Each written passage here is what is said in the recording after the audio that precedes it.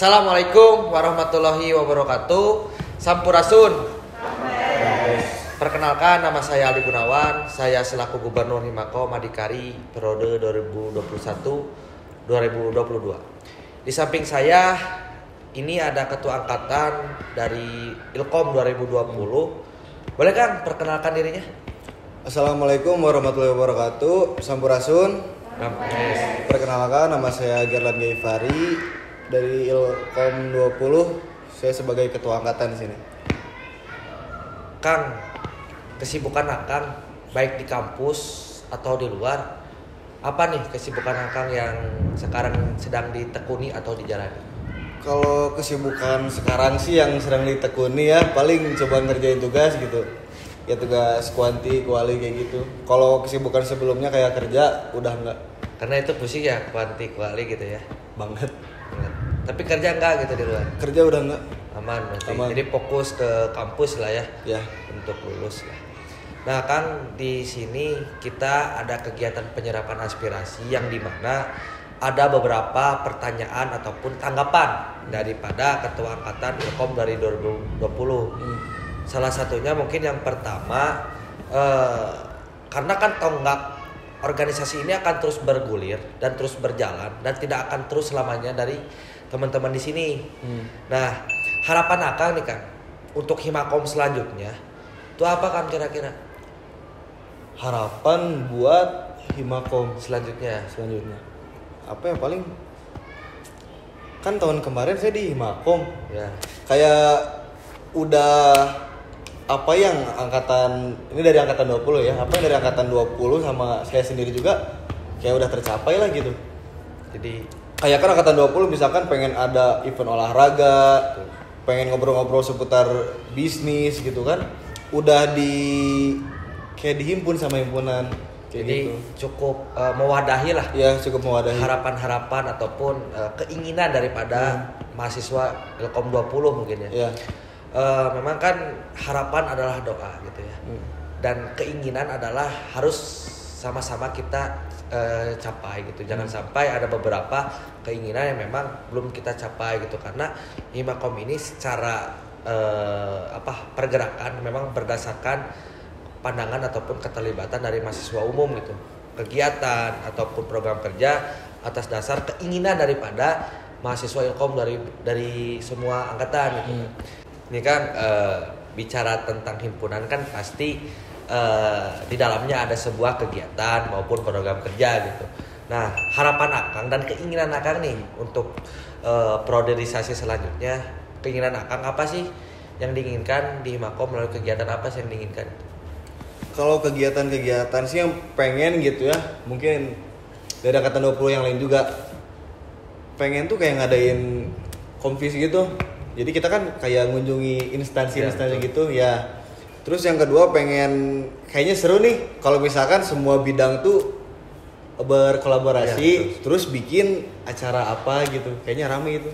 Oh iya sih, memang karena memang Kompis ini sebagai wadah juga penjaluran bagi mahasiswa khususnya ilmu komunikasi, karena di dalam Kompis ini juga kita mengunjungi lah instansi-instansi yang memang sesuai lah dengan prospek kerja daripada mahasiswa ilmu komunikasi gitu.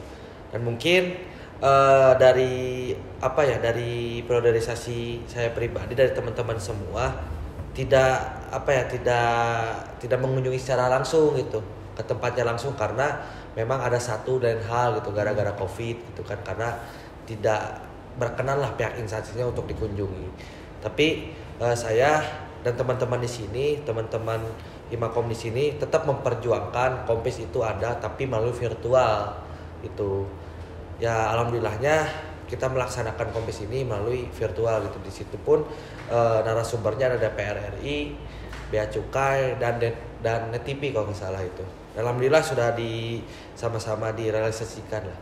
Ya untuk masalah kolaborasi untuk bidang itu memang menjadi masukan juga buat angkatan 20 gitu, karena memang bagus juga itu. Terima kasih Kang Gerlan.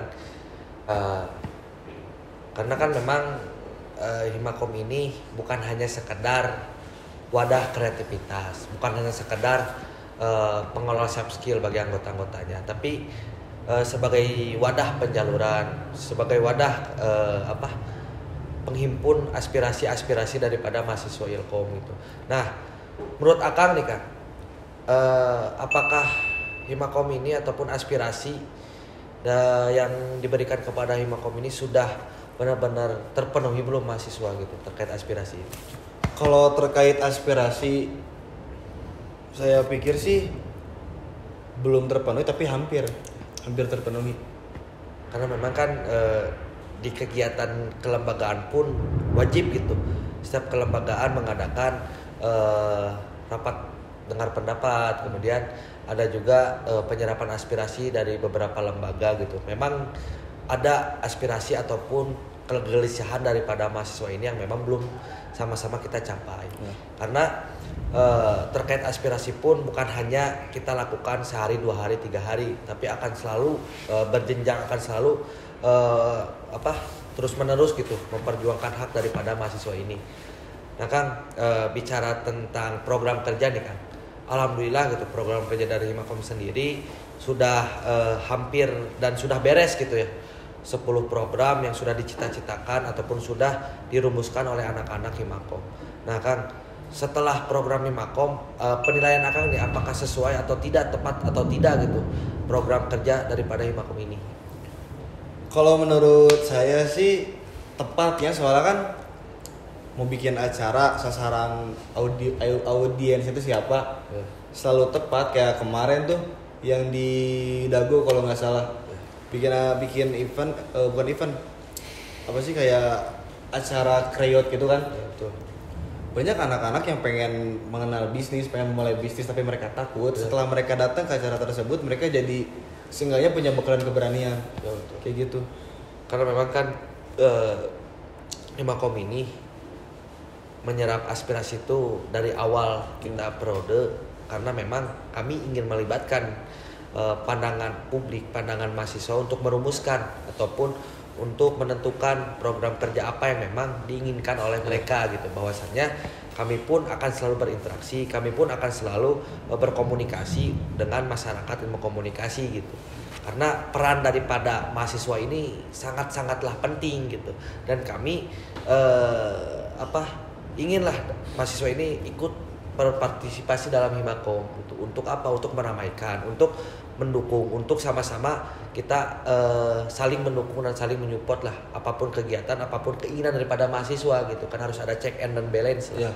Dan juga memang bicara tentang kegiatan ataupun bicara tentang organisasi, kan organisasi ini bukan hanya sekadar kita melihat ataupun memperdayakan mahasiswa ilmu komunikasi, dan kami pun harus gitu wajib jikalau kita sudah menjadi mahasiswa, karena kan mahasiswa ini adalah siswa yang diberi gelar maha oleh masyarakat. Bahwasannya kita pun harus ada sumbangsi, harus ada pemberian ataupun harus ada pemberdayaan lah ataupun pemberian terhadap masyarakat gitu. Nah, apakah Himakom ini sudah berdampak ataupun sudah berdampak baik buat masyarakat sekitar atau belum Kang? Kalau dari kacamata saya sih udah ya, kan dari kata Kang Aldi juga, mahasiswa itu diberi gelar maha oleh masyarakat yang harus memberi sesuatu kan ke masyarakat.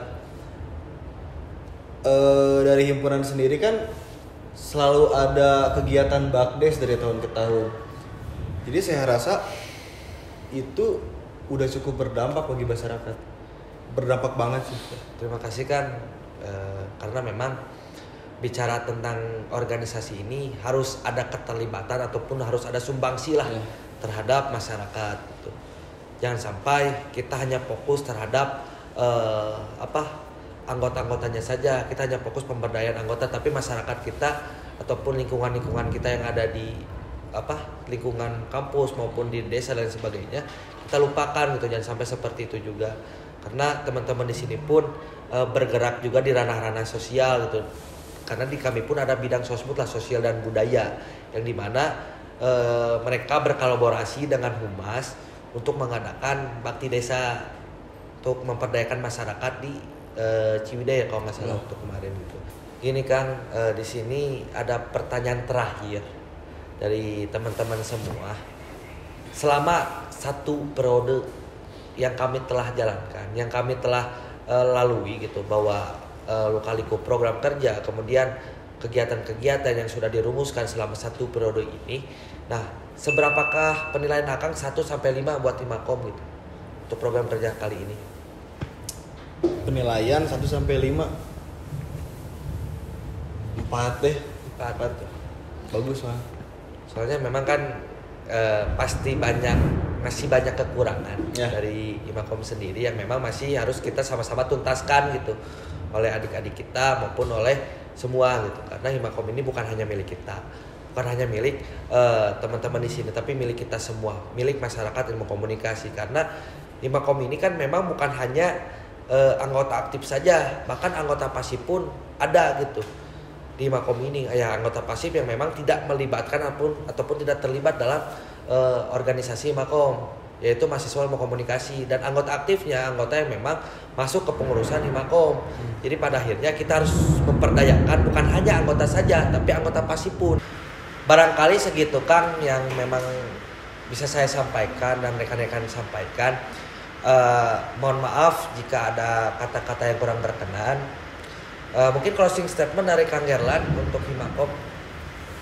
Buat Himakom sih, ya semoga maju terus ya, jangan kendor gitu, bikin acara-acara yang seru buat mahasiswa. Terus banyakin ngundang influencer-influencer biar kita juga kayak punya acuan gitulah ke depannya. Udah sih gitu aja. Saya juga terima kasih kepada Kang Gerlan sudah meluangkan waktunya, sudah sama-sama berdiskusi dengan kita semua dan berdialog terkait keresahan dan keinginan mahasiswa dari 20.